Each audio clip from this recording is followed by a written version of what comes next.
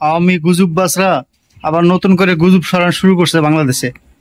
তারা আবার নতুন করে গুজব ছড়াইতেছে। শুধু তারা এখন প্রচার করতেছে 24-এর আন্দোলনে যারা শহীদ হয়েছে তারা নাকি আবার ফিরে আসতেছে, একজনও নাকি মরে নাই।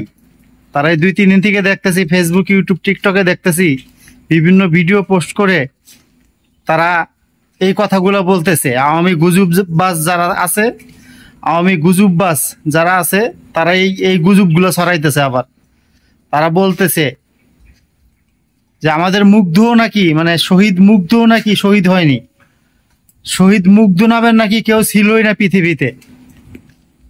তারা এইরকম গুজব ছড়াইতেছে, মুগ্ধ নামের নাকি কেউ ছিলই না।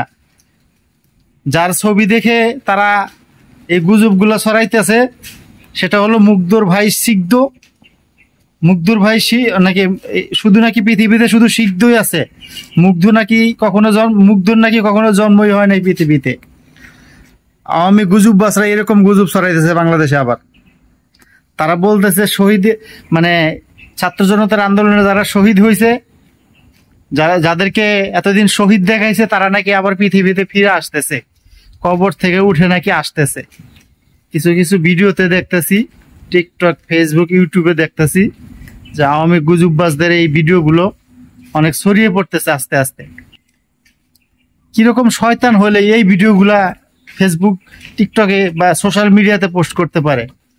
একজন শহীদ মানুষরে নিয়ে তারা কিভাবে মিথ্যাচার করে। গুলি করে মারার পরে একজন মানুষের দাফন হয়ে গেছে, সে নাকি আবার পৃথিবীতে ঘুরে বেড়াইতেছে, বাংলাদেশে নাকি আবার ঘুরে বেড়াইতেছে।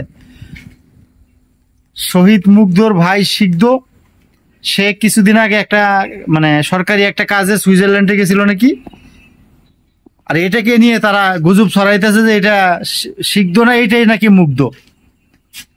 আর এইটাই সিগ্ধই নাকি মুগ্ধ, সিগ্ধর নাকি কোনো যমজ ভাই ছিল না, এরকম গুজব ছড়াইতেছে।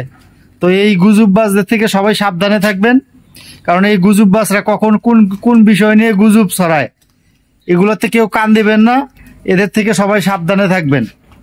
এই গুজববাজদের এখন এরা মনে করেন এখন পাগলা কুত্তার মতো হয়ে গেছে, কখন কোন বিষয় নিয়ে ঘেউ ঘেউ করে ওঠে। কখনো রাস্তা দিয়ে সাদা মানুষ যাইতে দেখলে ঘেউ ঘেউ করে ওঠে, ও কখনো মানুষ দেখলে দৌড়ে কামড় দিতে যায়। এই আওয়ামী গুজববাজদের অবস্থা এখন এরকম হয়ে গেছে। পাগলা কুত্তা যেরকম হয়, এই পাগলা কুত্তার মতো হয়েছে।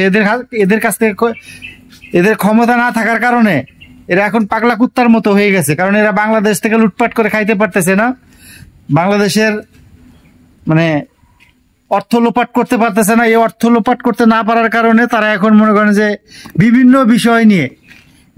বিষয় নিয়ে বাংলাদেশে গুজব ছড়াইতেছে।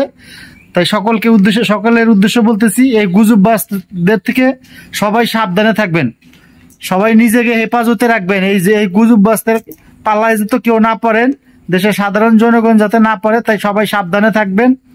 গুজবে কেউ কান দিবেন না, আওয়ামী গুজববাজদের গুজবে কেউ কান দিবেন না।